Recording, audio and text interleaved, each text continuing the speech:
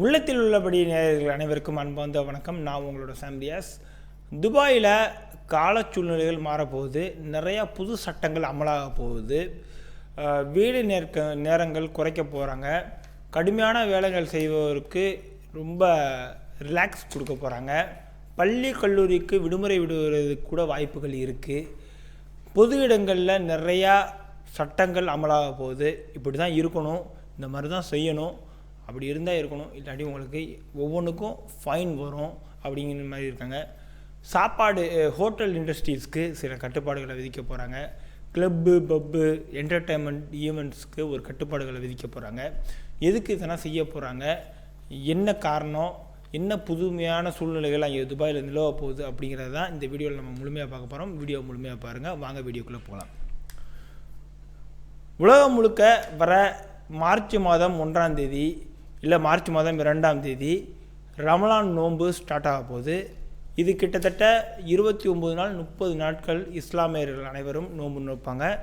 இறுதி நாளில் வந்து அந்த 29 நாள் முடிஞ்சதும் பிறையை பார்த்து, இல்லை 30 நாள் முடிஞ்சது பிறையை பார்த்து பெருநாள் தொழுகை ரம்ஜான் பெருநாளை நம்ம எல்லாருமே கொண்டாடுவோம். இது வந்து ஒரு வழக்கம், இது எல்லாத்துக்குமே தெரியும். அது 29 நாளாகவும் இருக்கலாம், 30 நாளாகவும் இருக்கலாம், பிறையை பார்க்குறத பொறுத்து இருக்கும்.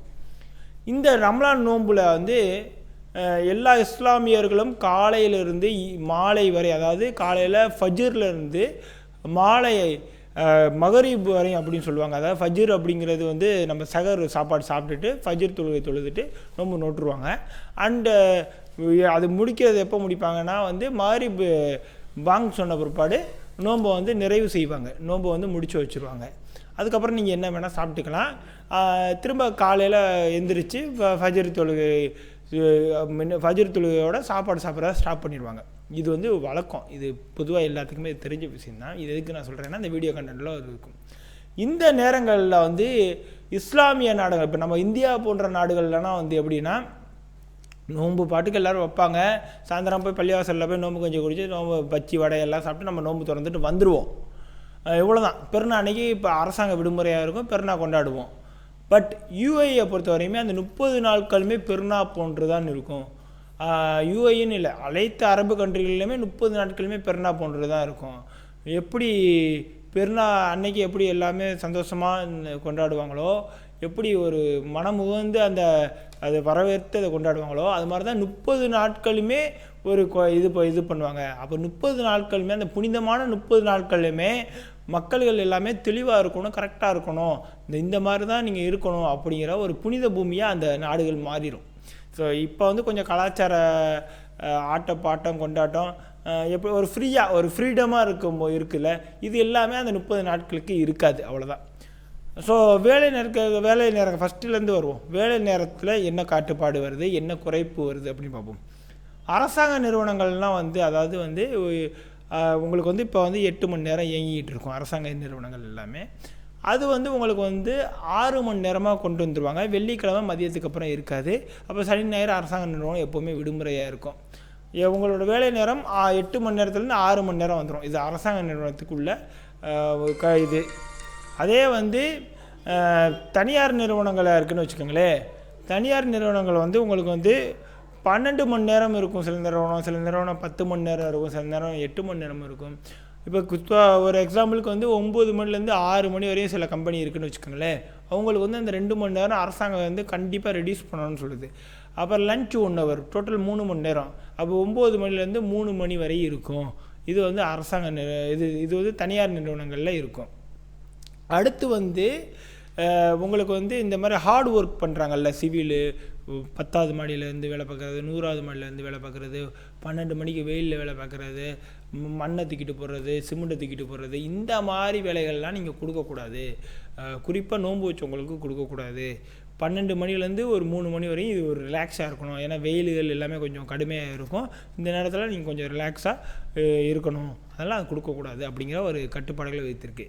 பள்ளி கல்லூரிகள் பார்த்திங்கன்னா, சில பள்ளி கல்லூரிகள் வந்து முதல் 15 நோன்புகளில் வந்து 2 மணி நேரம் ரெடியூஸ் பண்ணி பிறகு கடைசி 15 நோம்பில் வந்து முழு விடுமுறையும் விடுறதுக்குள்ள வாய்ப்புகள் இருக்குது. அதாவது அந்தந்த பள்ளி கல்லூரி மேனேஜ்மெண்ட்டை பொறுத்து அந்த முடிவு எடுக்கப்படும். அரசாங்கம் 2 மணி நேரம் குறைச்சிடணும்னு மட்டும்தான் சொல்லியிருக்காங்க. ஸோ இது வந்து ஒவ்வொரு ஆஃபீஸ்க்கும் அந்த ஆஃபீஸோட HR டீம்லேருந்து அப்டேட் பண்ணுவாங்க, எவ்வளோ நேரம் குறைச்சிருக்காங்க. உங்கள் ஷிஃப்ட்டை பொறுத்தோ உங்களோட வேலை நேரத்தை பொறுத்தோ அது குறைக்கப்படும். கண்டிப்பான 2 மணி நேரம் குறைச்சிருப்பாங்க. அது எப்படி குறைச்சிருக்காங்கங்கிறத உங்கள் HRட்ட கேட்டு தெரிஞ்சுக்குங்க. இது வேலை நேரத்துக்குள்ள ஒரு அப்டேட். அடுத்து வந்து பார்க்கிங்கில் வருவோம். கார் வச்சுருக்கவங்களுக்குள்ள உள்ள அப்டேட். பார்க்கிங்கில் போகும்போது நீங்கள் கார் வச்சுருப்பீங்க, இப்போ போய்ட்டு ஒரு பப்ளிக் பார்க்கில் நிறுத்தும் போது அதுக்கு வந்து நீங்கள் வந்து கவர்மெண்ட்டுக்கு பே பண்ணி பார்க்கிங் போட்டுக்கிட்டு இருப்பீங்க. இது நோன்பு திறக்கும் போதும், அதாவது இந்த மகரிப் நேரத்தில் நோன்பு திறக்கும் போதும் 6 மணிலேருந்து 8 மணி வரைன்னு நினைக்கிறேன். ஸோ அந்த நேரத்தில் இலவச பார்க்கிங்காக இருக்கலாம். ஆர்டிஓட வெப்சைட்டை போய் கிராஸ் செக் பண்ணிக்கோங்க. அதே நேரத்தில் 10 மணிலேருந்து காலையில் நோன்பு வைக்கிற வரையும், அதாவது உங்களுக்கு சகர் வரையும் இலவச பார்க்கிங்காக இருக்கும். அதையும் நீங்கள் ஆர்டிஓ வெப்சைட்டில் போய் செக் பண்ணிக்கோங்க. ஞாயிற்றுக்கிழமை விடுமுறை நாட்களில் வந்து இலவச பார்க்கிங் இருக்கான்னு செக் பண்ணிக்கோங்க. ரம்ஜான் அன்னைக்கு இலவச பார்க்கிங்காக இருக்கும், அதையும் நீங்கள் ஆர்டிஓ வெப்சைட்டில் போய் செக் பண்ணிக்கோங்க. ஸோ பார்க்கிங்கில் நிறைய மாற்றங்கள் வரும், கண்டிப்பாக இருக்கும் அப்படிங்கிற அப்டேட் வந்து ஆர்டிஓலேருந்து வந்திருக்கு. அது எந்தெந்த நேரம் எப்பப்போ பார்க்கிங் உங்கள் ஏரியாவுக்கு அது பொருந்துமா அப்படிங்கிறத கிளியராக கிராஸ் செக் பண்ணிக்கோங்க. அடுத்து என்னென்னா துபாயில் இந்த ரமலான் மாதங்களில் செய்யக்கூடாது அப்படின்னு பார்த்தீங்கன்னா, நீங்கள் ரமலான் மாதங்களில் பப்ளிக்கில் வந்து சாப்பிட்ற வேலை கொடுக்கக்கூடாது. இப்போ முதல்ல என்ன 2022க்கு முன்னாடினா UAEயில் வந்து ஹோட்டல்லாம் காலையிலே க்ளோஸ் பண்ணிடுவாங்க. சாயந்தரமாக ஒரு 4 மணி 5 மணிக்கு தான் திறப்பாங்க. அதாவது அசர் தொழுகைக்கு பின்னாடி திறப்பாங்க. ஏன்னா இஃப்தாருக்கு ஏதாவது வாங்கிட்டு போய் சாப்பிட்றதுக்காக அசர் தொழுகைக்கு அப்புறம் திறப்பாங்க. அதுவும் அசர் தொழுகையிலேருந்து மகரிப் வரை, அதை நோன்பு திறக்கிற வரையும் ஹோட்டலில் உட்காந்து நீங்கள் சாப்பிடனா முடியாது. ஹோட்டல் வந்து இந்த லிமிட்டடாக வந்து இந்த வடை பஜ்ஜி அண்டு சமோசா, மற்றபடி அந்த நோன்பு கஞ்சி மாதிரி ஏதாச்சும் ஒரு பாயாசம் இந்த மாதிரி விற்றுக்கிட்டு இருந்திருப்பாங்க. அப்புறம் சாப்பாடு ஐட்டம் ஏதாவது விற்றுருப்பாங்க. இப்போ வந்து நான் முஸ்லீம்ஸ் பீப்புள் நிறையா பேர் இருக்கிறதுனால 2022க்கு அப்புறம் சரி அவங்கள போட்டு நம்ம கஷ்டப்படுத்தக்கூடாது அப்படிங்கிறதுக்காக அரசாங்கம் வந்து ஒரு அறிவிப்பு விடுது.